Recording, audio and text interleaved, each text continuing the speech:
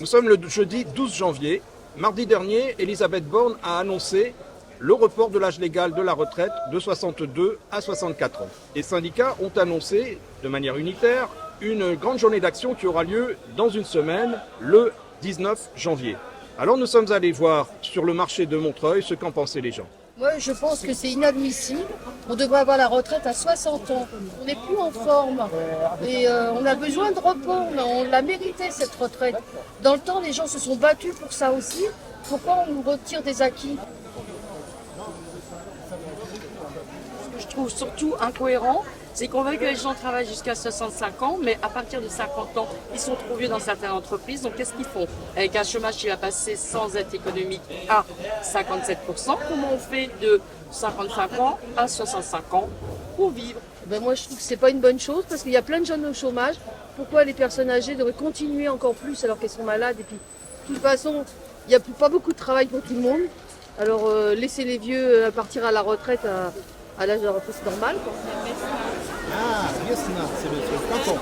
Je ne pense pas que ça soit quelque chose de très juste. On se rend compte que la seniorité dans notre société n'est pas forcément quelque chose qui est bien perçu et que vous avez justement de plus en plus de personnes qui, à la frontière, au-delà des 60 ans, se retrouvent en situation de précarité, de demandeurs d'emploi et ne peuvent pas accéder à un emploi et donc cotiser à la retraite. Donc qu'est-ce qu'on fait de toute cette frange de population qui ont travaillé jusqu'à 59, 60, 61 ans et qui vont se retrouver à devoir attendre une année, 2 années de plus pour accéder à une retraite. 64, je trouve c'est beaucoup. Donc il faut peut-être 72, c'est bien, c'est une retraite bien. 67, 65, c'est un peu loin. Donc comme je travaille un travail terrible, je travaille dans un hôtel 35 ans. Donc c'est tellement dur pour l'ado, pour tout. Je crois qu'il y a plein de raisons pour lesquelles on peut être contre.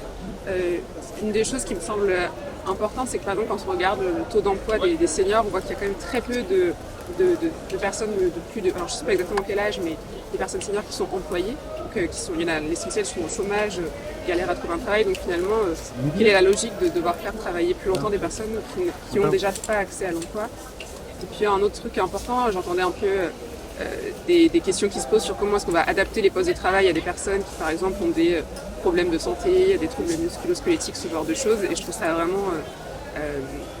je trouve que vraiment on devrait se préoccuper plutôt de la santé des personnes et pas forcer les gens à continuer à travailler dans des mauvaises conditions. Enfin, quel est le sens? J'entendais des discussions sur, par exemple, il faudrait mettre des genouillères pour les personnes qui travaillent dans des postures au sol, accroupies, etc. Enfin, moi, je trouve ça vraiment hallucinant d'avoir ce genre de débat. Il va y avoir des manifestations. Qu'est-ce que vous en pensez? Mais c'est normal, oui, il faut. Moi, je pense que les manifestations, quand même, c'est quelque chose qui me semble essentiel, qui a été un peu...